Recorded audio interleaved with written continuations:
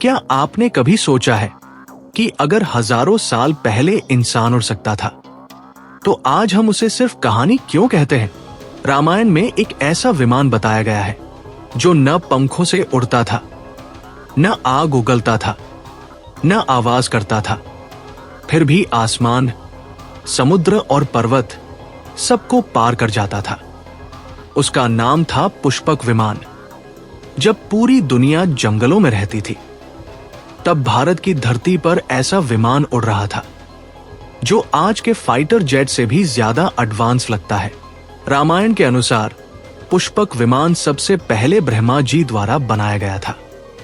बाद में यह कुबेर के पास आया और फिर बलपूर्वक इसे रावण ने अपने अधिकार में ले लिया।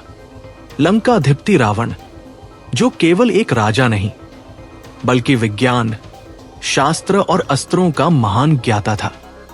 रावण पुष्पक विमान में बैठकर पल भर में आकाश से समुद्र पार कर लेता था।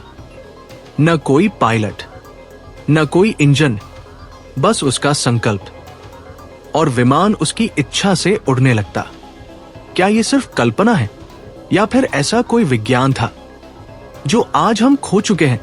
रामायण में लिखा है कि पुष्पक विमान जहां चाहे वहां जा सकता था, जितने चाहे लोग बैठ सकते थे और उड़ते समय स्थिर रहता था, बिना हिले, बिना डगमगाए।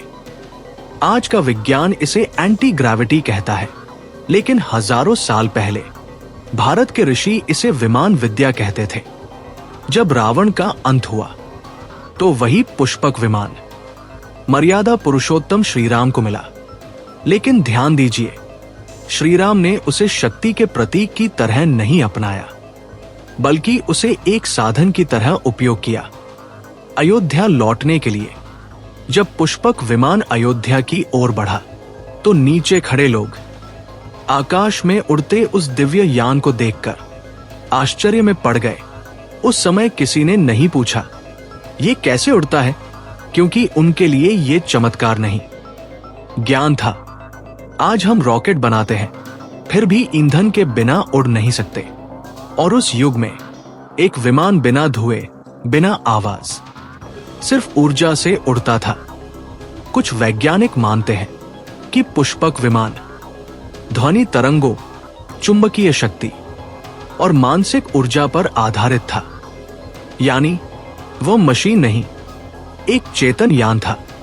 तो सवाल यह है, क्या रामायण सिर्फ धर्म ग्रंथ है या वो एक भूला हुआ साइंस डॉक्यूमेंट है? अगर पुष्पक विमान सच था तो क्या हमारे पूर्वज हमसे ज्यादा एडवांस थे?